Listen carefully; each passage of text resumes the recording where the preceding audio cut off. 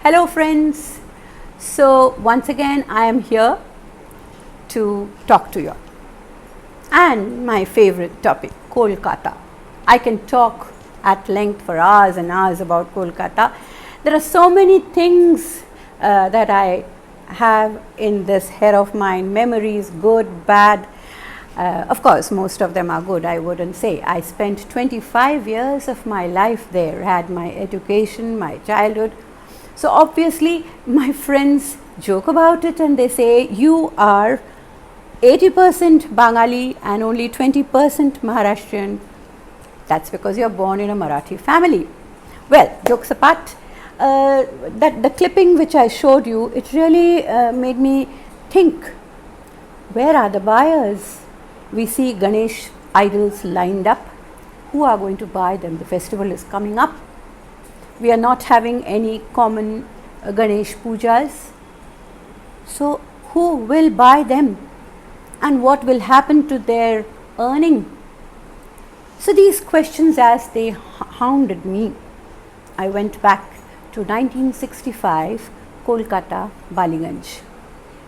In our area also, we had a huge puja, and 15 days before the puja commenced, we had the pandal was constructed. An artist was called upon to make the idol, to prepare the idol, and that was the fun part. Nobody is allowed to watch him because he needs to concentrate. We as children, as soon as we came home, we used to dump our school bags and go down to watch. Dada used to put a huge big cloth, dirty cloth, which had a lot of holes in it, paint wiped off here, there. So it was an all-purpose cloth, I suppose. And we sat there waiting to get a glimpse of what was happening behind that.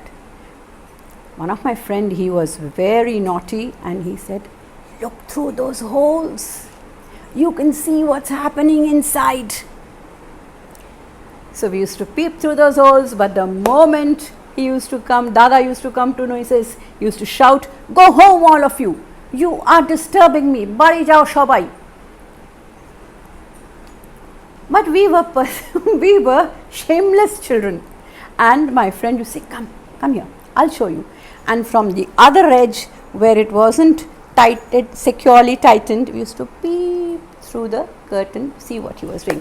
Well, so basically what we saw, I still remember, no molds were used. Even today, no molds are used in Kolkata. So there a bamboo structure is created because these idols are very tall, life-size idols. They are about, some of them are about 11 feet. So the bamboo structure, a vertical and a horizontal, was used, covered with dry hay. So that becomes the skeleton, and on that soft moldable clay was spread. These two thumbs were used by him, I still remember, to form the nose, the cheeks, the fingers, how beautifully he used to prepare, and the doll was ready. Then comes the painting. The nose, the lips, not the eyes. Then they used to dress up Durga, and generally Durga was made to wear a red sari, Lakshmi, that is Lokhi, was made to wear a pink sari, and Saraswati was made to wear a white sari on a swan, Hansavahini. And Kartik, as smart as a prince, and of course our Ganesh. So after this was done, the last part was painting the eyes, which was the most important part of the whole making, for which the artist used to choose a time, 2 o'clock, maybe 3 o'clock, early morning, 4 o'clock, simply because it was quiet. And remember, the pandal used to be on the road, half of the road, so there used to be traffic the entire day in the early wee morning hours, no traffic, and he used to paint the eyes because eyes brought life to the idol. Whenever we see a Durga idol puja, the first thing, at least I notice, are the eyes that tell you does she have a kind motherly expression.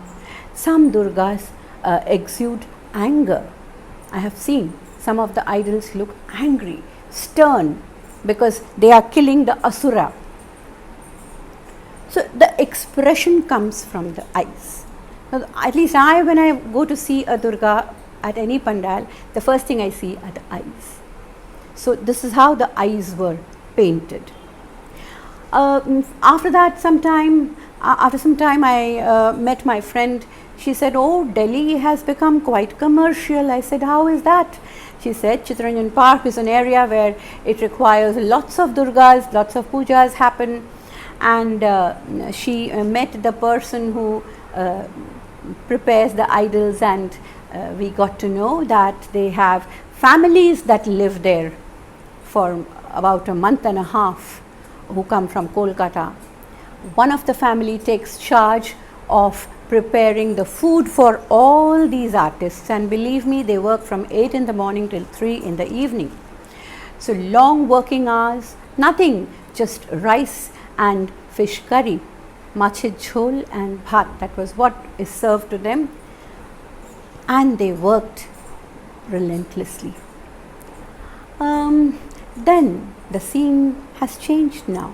The cost of the idol depends upon what the idol is made to wear.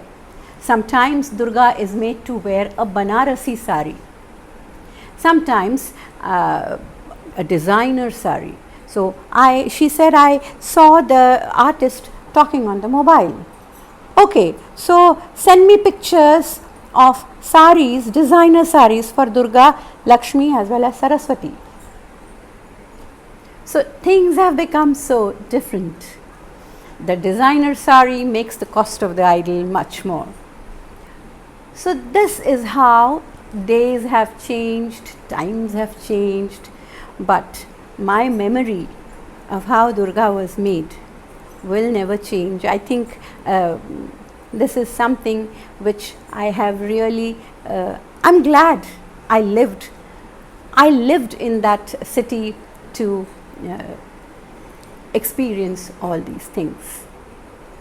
Would like to read out a few lines from here. This is a book, Gitanjali.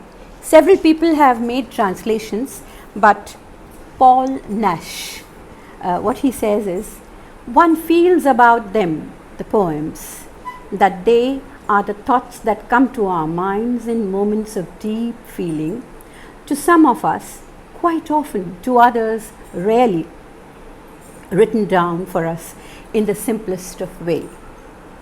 Would like to end up this talk, or rather this video, by a few lines from Tagore's song. "তুমি কেমন করে গান করো হে গুণী, আমি অবাক হয়ে শুনি, কেবল শুনি, তুমি কেমন করে গান করো হে গুণী." Thank you. Hope you enjoyed this video.